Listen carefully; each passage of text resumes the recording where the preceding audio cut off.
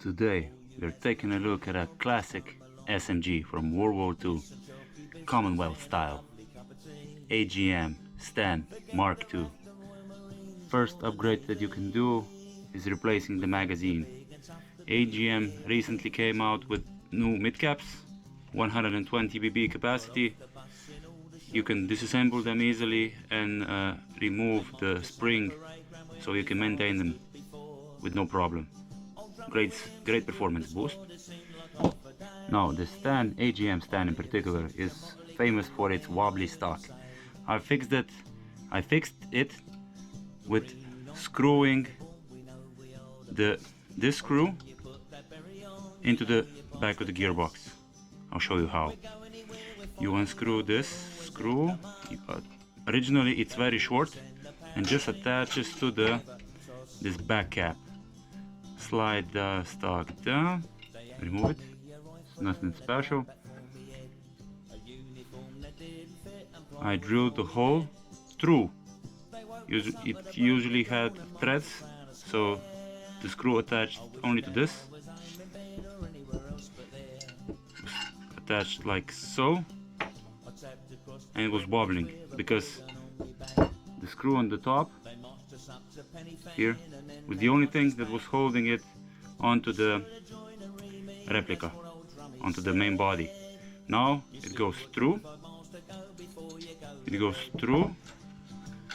this spacer and attaches into the spring guide through the back of the gearbox.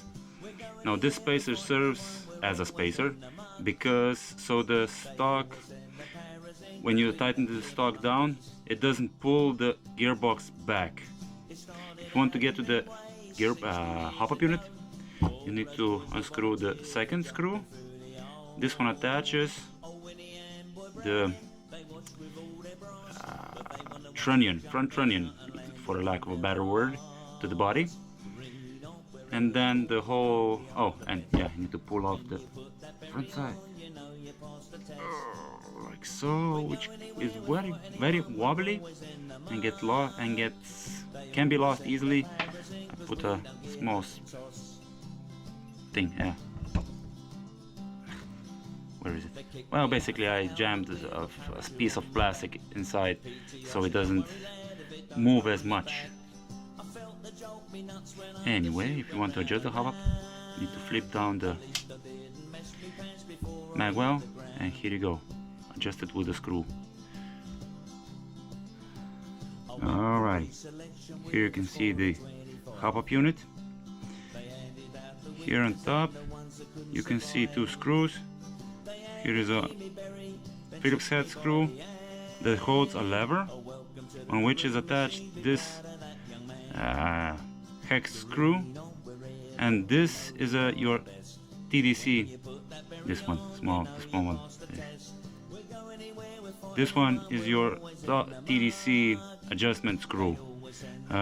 It likes to loosen up, so use some Loctite, so it's harder to turn. And now, if we take a look, first I installed a spring, so the Hopup unit is always pressing into the gearbox, so the consistency and the FPS are much more consistent now. Anyway, here's the lever. On the top is a lever that presses onto the Hopup rubber. See, presses in a bit. I had to sand it down a bit because it had very little, or basically no adjustment. Now it can move, if I rotate it, now it can move up and down much more. Once you disassemble it, you'll know where to sand down. It's very obvious. So, in short, make sure the adjustment screw has some Loctite. Install a spring so it pushes into the gearbox, and sand down the nub holding lever for greater adjustment. Now since we're here, I can show you. I can unscrew the barrel, outer barrel. not removing it all the way, and here on the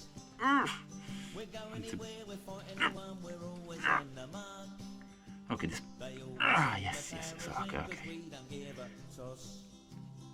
Top half can be unscrewed.